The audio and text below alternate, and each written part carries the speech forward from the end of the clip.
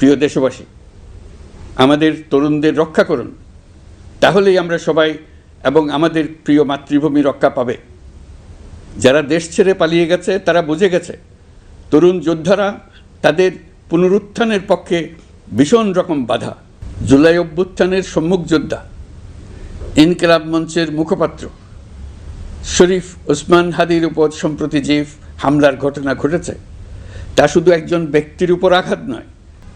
প্রিয় দেশবাসী, আপনাদের সামনে আজ উপস্থিত হয়েছি অত্যন্ত ব্যথিত হৃদয়ে।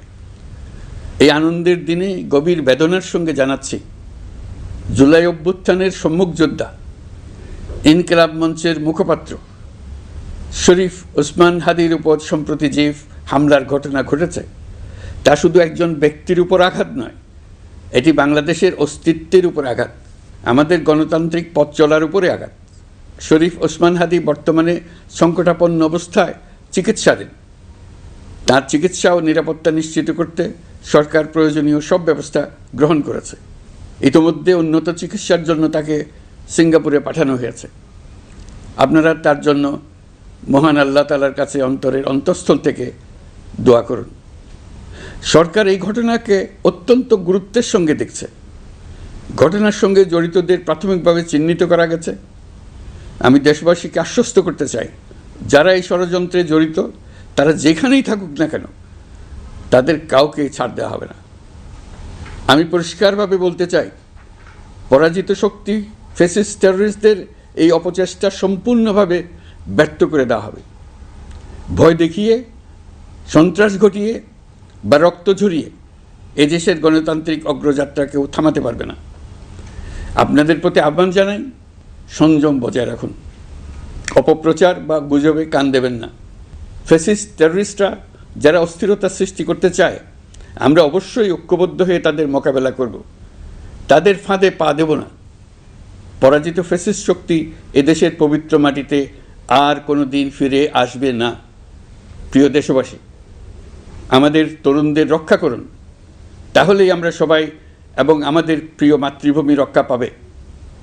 যারা দেশ ছেড়ে পালিয়ে গেছে তারা বুঝে গেছে তরুণ যোদ্ধারা তাদের পুনরুত্থানের পক্ষে ভীষণ রকম বাধা।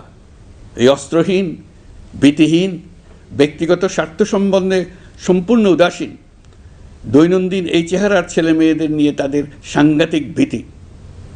তাদের লক্ষ্য হলো নির্বাচন আসার আগেই পথের এই বাধাগুলো সরিয়ে ফেলা, নিজেদের রাজত্ব আবার কায়েম করা। তাদের বন্ধুরা যতদিন তাদের সঙ্গে আছে ততদিন তারা এই স্বপ্ন দেখবে।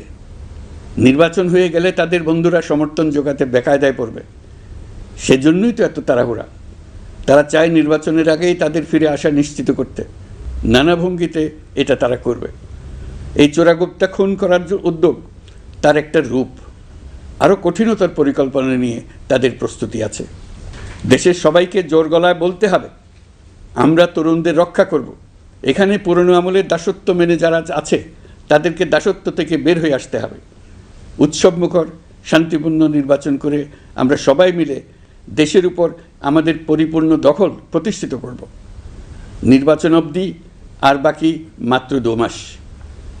আমরা তাদের উপর নজর রাখব এবং বাকি দিনের প্রতিটি দিন উৎসবমুখর করে রাখব। যেহেতু আমাদের কিশোর কিশোরী, তরুণ তরুণীদের মনে কোনো ভয় ডর নেই, তাই তারা নির্বাচনের আগের 2 মাসের প্রতিটি মুহূর্তকে উৎসবমুখর করে রাখবে। সব রকমের হিংসা কোন্দল থেকে দেশকে বাঁচিয়ে রাখবে।